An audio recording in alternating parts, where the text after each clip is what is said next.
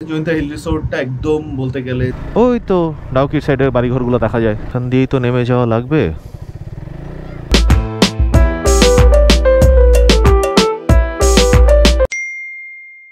কি অবস্থা সবার? আসসালামু আলাইকুম, this is Abir with you. আর ব্লগ শুরু করার আগে একটু আসতে হলো কারণ হোটেলটার ব্যাপারে একটু বলে দিই। সেটা হচ্ছে জয়ন্তা হিল রিসোর্ট। আর সেই রিসোর্টটাতে থাকার আমার প্ল্যান ছিল অনেক দিন আগে থেকেই।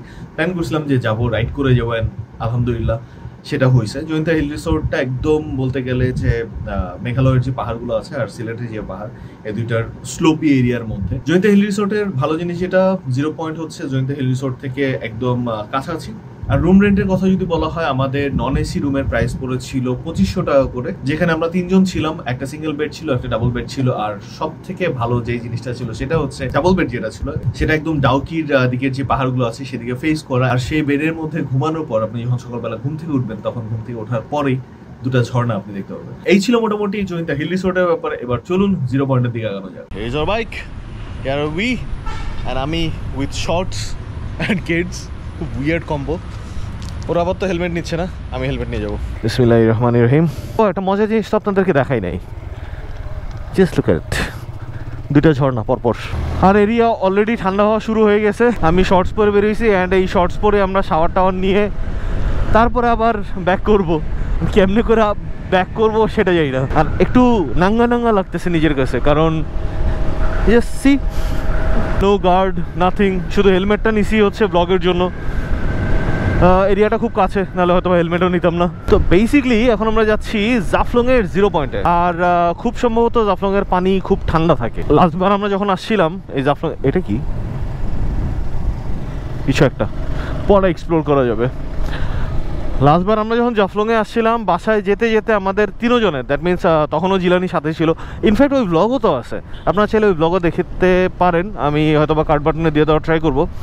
তো জিলানি, আমি আর চৌধুরী ছিলাম। আনফর্চুনেটলি এবার চৌধুরী নাই, এবার সিয়াম আছে। বেসিক্যালি আমরা 4 জনই ফ্রেন্ড।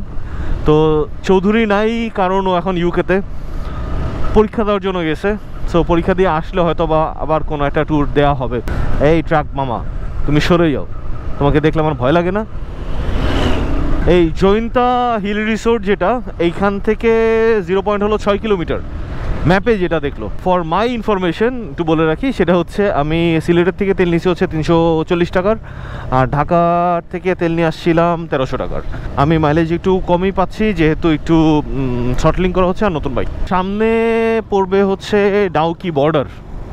তো আমরা ডাউকি বর্ডারে হয়তো বা যেতে পারি। সিয়াম বলতেছিল ডাউকি বর্ডারে যাবে, মানে অনেকে যাওয়ার ইচ্ছা হয়েছে।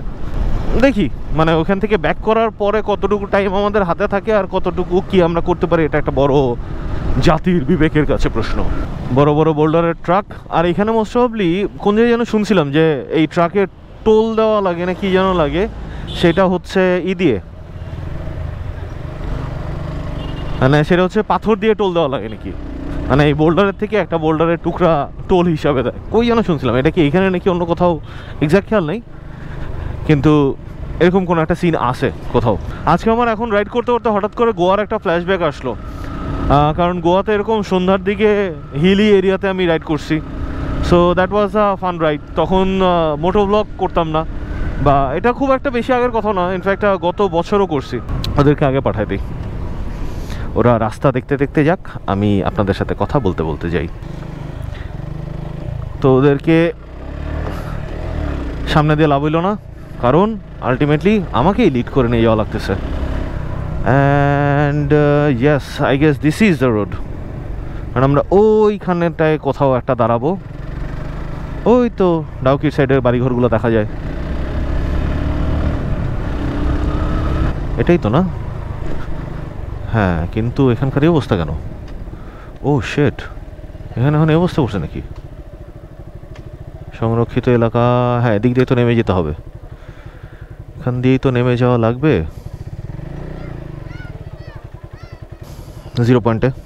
কিন্তু যেই ছবিটা তুলতে চেয়েছিলাম ওটা তোলার জন্য আমাদেরকে এখান দাঁড়াইতে হইতো, এইখান থেকে ওই ভিউটা পাওয়া যেত। শেট, দোকান পাট করে অবস্থা তো এখন 12টা বাজায় দিছে। তো আমরা শুরু করে দিছি আমাদের হাঁটাহাঁটি জার্নি টুয়ার্ড 0 পয়েন্টের নদীতে।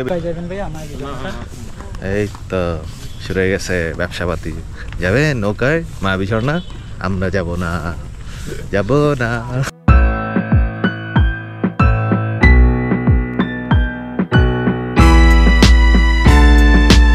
আগে নদী ছিল ওই দিক থেকে সোজা, এখন নদী দেখা যাচ্ছে আঁকা বাঁকা হয়ে তারপরে ওইদিকে। একটা জিনিস ভালো হয়েছে, এখানে সিঁড়ি করছে। আগে মাটির রাস্তা ছিল, প্লাস একটু স্টিভ ক্লাইমও ছিল। সানসেটটা দুর্দান্ত লাগতেছে। ভাবছিলাম ড্রোন উড়াবো, বাট গোপ্রোতেই যা আসতেছে গুড এনাফ। স্টিভ ক্লাইমটা এখনও আছে, কিন্তু প্রচুর দোকানপাট হয়েছে ভাই, এই জিনিসটাই পছন্দ না। মানে ঠিক আছে, আই নো এটাই রুজি রুটির ব্যবস্থা করে তাদের, কিন্তু এই যে যেমন নদীর ওই জায়গাগুলা, তারপরে এই যে এখানে ময়লা টয়লা করে, এইগুলি না ভাল লাগে না। এখান থেকে পাথর নিয়ে যেতেছে মানুষ, সুভিনিয়ার।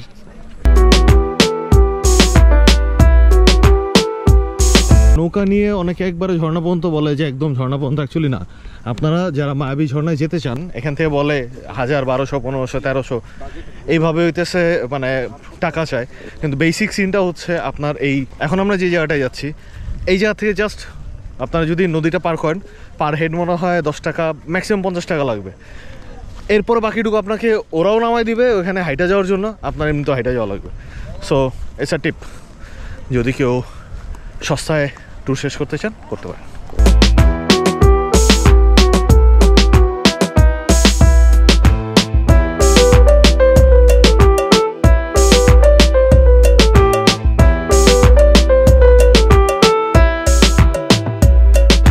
আসছি আমরা 0 পয়েন্টে, ওই যে পিছনে ব্রিজটা দেখা যাচ্ছে, আর এই সেই নদী। ভাবছিলাম তো নামবো, কিন্তু এখন বুঝতেছি না, ভয় লাগতেছে ঠান্ডার কারণে। যারা ডাউকি দিয়ে ইন্ডিয়াতে ঢুকবেন তারা ওই বোট রাইডগুলো করতে পারবেন। ওই সাইডের পানিগুলো ক্লিন থাকে, নট ইন দিস সিজন। এটা হচ্ছে মোস্ট প্রবলি শরতের দিকে ওই সাইডের পানিগুলো ক্লিন থাকে, এখন যেমন একটু গ্রিনিশ। সানসেটের পর না, মানে ন্যাচারাল এরিয়াগুলোতে, সেটা দেশে হোক বিদেশে হোক, জেনে হোক, অ্যাম্বিয়েন্সটা সুদিং হয়ে যায়।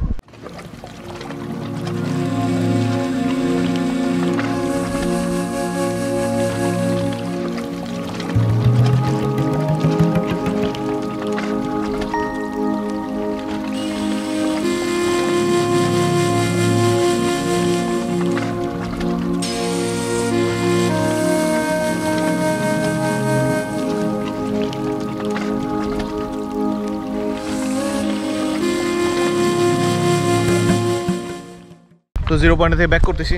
মাই হেয়ার্স আর মেসড আপ লাইক হেল। কিন্তু জিলানি এদিক দিয়ে উঠে যাও, কথাটা সুন্দর, এটা নিব। এইটা আমার অফিসে পেপার ওয়েট হিসেবে থাকবে। যাই, এখন এখান থেকে যাই, গিয়ে তাড়াতাড়ি খাওয়া লাগবে, কোথায় মাথা ভনমন করতেছে। So there is my Scarlett and জিলানির B2 রেস্টুরেন্ট, যেটা এটাতে আমরা লাঞ্চ করলাম। মানে লাঞ্চ বলতে এটা লার্নার করলাম, মানে ব্রেকফাস্ট আর লাঞ্চ মিলে তো ব্রাঞ্চ হয়, আর লাঞ্চ আর ডিনার মিলে কী হবে যাই না। মানে ডিনার যদিও আমাদের করতে হবে, বাট এদের খাবার ভালো। যারা এখানে আসবেন, যাদের একদিনের প্ল্যান, আমরা এর আগের বার যখন আসছিলাম তখন এখান থেকেই খাইছিলাম। সো যাদের একদিনের প্ল্যান, তারা এই রেস্টুরেন্টটাতে, দ্যাট মিনস এটাই হচ্ছে হলো 0 পয়েন্টের মেন এরিয়া। এখান থেকে আপনাদেরকে সিঁড়ি দিয়ে নামতে হবে। এখানে যে রেস্টুরেন্টটা, এটাতে খেতে পারেন। খাবারের মান, দাম দুটোই ভালো। তো নাইট রাইডে আপনাদেরকে স্বাগত জানাচ্ছি আমি আবির। কিছুই দেখা যাচ্ছে না, সো কুত্তা দেখা যাচ্ছে। কিছু দেখা যাচ্ছে না তা না, কুত্তা দেখা যাচ্ছে। আর আমাকে এখন হোটেলে গিয়ে শাওয়ার নেওয়া লাগবে, কারণ শরীর সব ভিজা, আর ওয়েদার যথেষ্ট ঠান্ডা হয়ে আছে, যথেষ্ট ঠান্ডা। বাহ, আমি এতক্ষণ ধরে ভিডিও করছি, কিছুই হয় নাই। আমি আপনাদেরকে ডাউকি স্থলবন্দর দেখাইছি, মনে হয় ওটাও আসে নাই। মানে কি যে হইতেছে আমার সাথে, কিছু একটা লাগবে আই থিঙ্ক। ওই গোপ্রোর একটা মনিটর পাওয়া যায় না, ছোট রিমোটের সাথে, ওই মালটা লাগবে আমার কাছে মনে হচ্ছে। হোটেলে চলে আসছি। Scarlett is here, V2 is here, and সিএমএটা চলে আসছে। আর প্ল্যান ছিল এখানে বিকালের দিকে একটু ছবি তুলবো, কালকে সকালে ছবি তুলতে হবে মাস্ট। ওইখানে দোলনা আছে, দোলনা যদিও দরকার নাই। হোটেলে আসার পর এখন বাজে হচ্ছে 9:55, আর এখন আমরা ঢুকতেছি জয়ন্তা হিল রিসোর্টের রেস্টুরেন্টে। তো আজকের মতো এখানে শেষ করতেছি। হোপসো এই ব্লগটা হয়ে গেছে, ভালো লেগেছে।